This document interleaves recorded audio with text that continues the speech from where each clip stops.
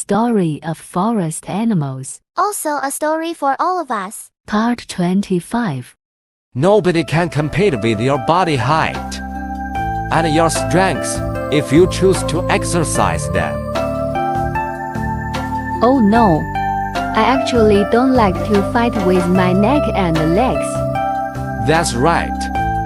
If something happens, you should run away immediately. Look at the length of your legs. You can be marathon runner.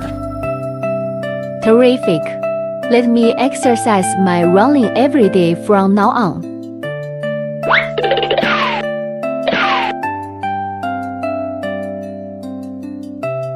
Piggy, Zeb, and the enemy's giraffe. After all, unity is the strongest force when facing powerful enemies. You should always assist each other. Sometimes you should even foster the defense together in order to save everybody. We understand now. Thank you, Lion King.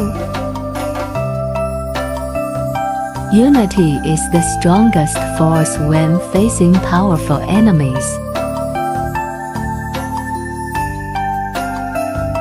To be continued in Part 26.